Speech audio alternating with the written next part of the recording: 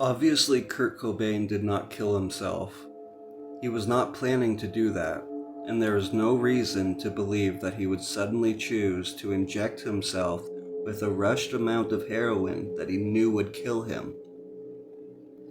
Even if he was using heroin at the time, someone who understands the drug knows that taking that much that fast is deadly. He also did not plan to shoot himself for real and end his life along with the shotgun and the heroin. He was not trying to end his life at all. The evidence points to a rapid overdose, not a slow or controlled use.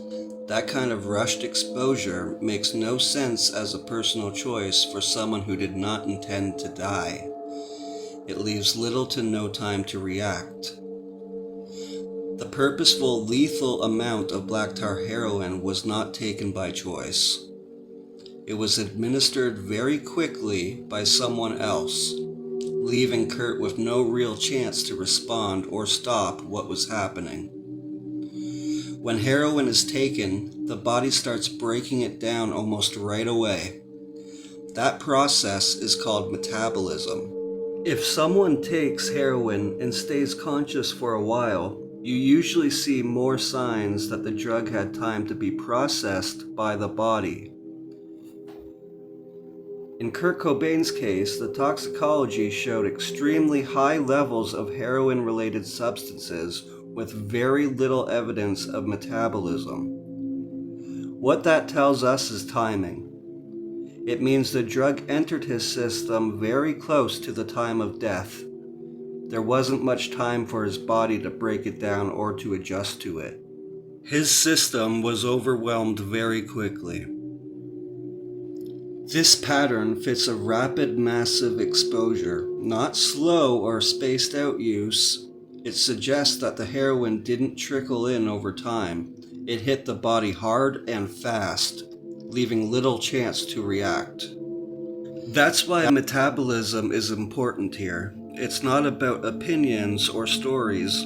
It's about how the body works and what happens when a drug is introduced too quickly for the body to handle. With all of this now in mind, Kurt got back home from rehab. He left because Courtney had purposely pissed him off with a magazine that she had sent to him about her and Billy Corgan. Kurt decided that was the final straw. He walked out really pissed off and very upset.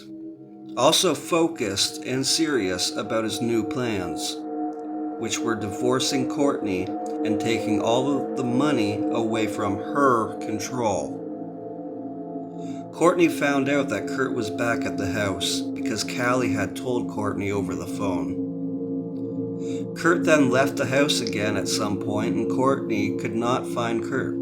And so she called Tom Grant on Sunday, April 3rd to help her locate Kurt. Courtney also had canceled the credit cards earlier. Eventually, that led to her being able to lure Kurt straight back to the house. And overnight, just after midnight, on Sunday night in the AM, early Monday morning around 2 a.m., is when Mark Lanigan, Dylan Carlson, and possibly one or two other people went to Kurt Cobain's house and tried to get Kurt to do black tar heroin, their own supply of it, their purposeful lethal dose of it. Kurt kept refusing it, not wanting to do any of their heroin that Mark and Dylan had gotten, because Kurt had already gotten high not too long before they showed up. The situation was very controlling and forced upon Kurt. It would have been a very sketchy and very sudden situation. Kurt was announcing to everyone back at his house that he was leaving Courtney and leaving Seattle. He was also taking Courtney out of his will. Courtney unfortunately had many of Kurt's friends on her side too, though. Kurt obviously should have kept his plans to himself. He had a right to feel safe in his own home, but he chose the wrong people to choose to invite in and do that around.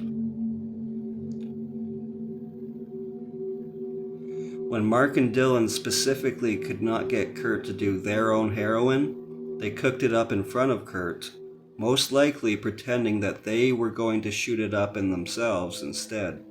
And then whoever had the needle in their hand would have quickly turned the needle on Kurt and quickly jabbed him with it, while another person would have been holding Kurt down at the same time. A quick, brutal attack. He did not have much time to respond to do anything about what was happening to him in that moment, before he became unconscious very shortly after being jabbed with it. Kurt was then brought out of the basement unconscious, that's what Joe seen, and he was then moved to the greenhouse by Mark and Dylan and shot through the hard palate of his mouth at 2:32 a.m., right after Mark Lanigan finished his smoke at 2:30 a.m., just as Mark explained in his song Sunday Night 2:30 a.m. After Mark's smoke, he then shot Kurt through the hard palate of his mouth in the greenhouse, and Mark's trigger finger became all blistered and blue. Hours later, Courtney then calls in a false missing persons report as Wendy O'Connor, playing innocent and now framing a narrative. Kurt left rehab, he disappeared, he's suicidal. I can't find him, I don't know where he is. All of that was bullshit.